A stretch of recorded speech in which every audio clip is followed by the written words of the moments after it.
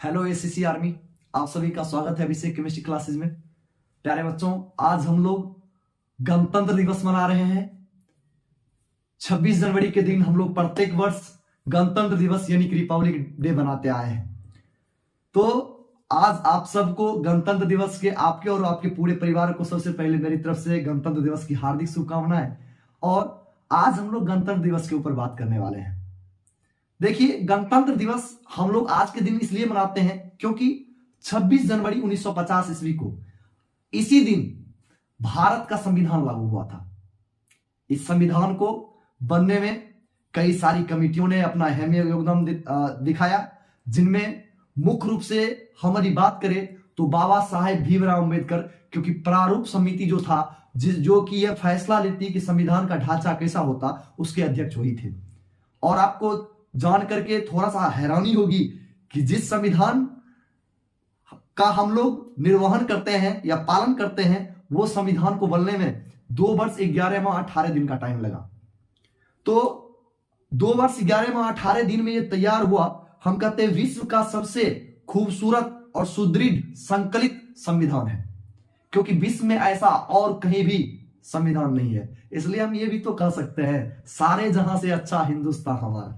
तो प्यारे बच्चों, आपको यदि हम बताएं इस संविधान के बारे में, तो संविधान के जो निर्माता है, ये आप कह सकते हैं भारतीय संविधान के पिता डॉक्टर भीमराव अंबेडकर। वो भी आप एक दलित परिवार से आने वाले व्यक्ति थे, जिन्होंने अपने स्कूल के दिनों में या अपनी दैनिक जीवन में बहुत सारी सामाजिक तकलीफ को झेला, महसूस किया, और उसी के बिहाफ पर एक भारत का सुंदर संविधान तैयार किया गया, जिसमें भारत के सभी वर्गों के लोगों का समान अधिकार अर्थात समता का अधिकार, बंधुत्व की भावना, अभिव्यक्ति की आजादी। आज हम लोग कहीं पे देश के किसी भी कोना में खड़ा होकर के सरकार की कुछ कुरीतियां और योजनाओं का विरोध यदि करते हैं, तो ये संविधान इतनी खूबसूरत संविधान है कि हम लोग को यह आजादी देता है कि आप सरकार के खिलाफ भी बोल सकते हैं।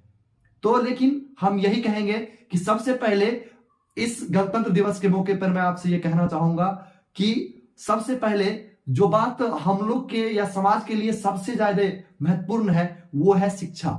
क्योंकि शिक्षा का यदि अभाव रहेगा तो आप किसी के विरुद्ध खड़ा होने में आपको टाइम लगेगा, लेकिन जब आप शिक्षित हो जाइएगा या पढ़ लिख जाइएगा, तो शिक्षा इसलिए और पढ़ जाइएगा तो आप के खिलाफ जो आपका जो शोषण कर रहा है या समाज में हो रहे शोषणों का आप लोग अच्छी तरह से विरोध कर पाइएगा।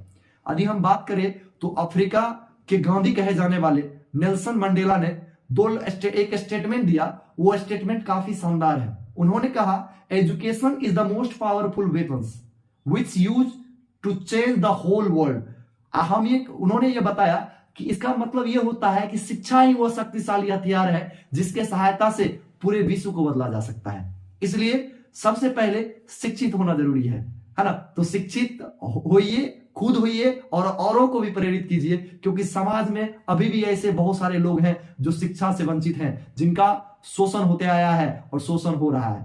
तो उन सबको भी अवेयर करने की और शिक्षित करने की हम सब की जिम्मेवारी है। लेकिन आज लास्ट में हम आपको 2 लाइन डेडिकेट करना चाहेंगे। जो भरा नहीं है भावों से, जो भरा नहीं है भावों से, बहती जिसमें रसधार नहीं, वह हृदय नहीं, वह पत्थर है जिसमें स्वदेश भक्ति भाव नहीं।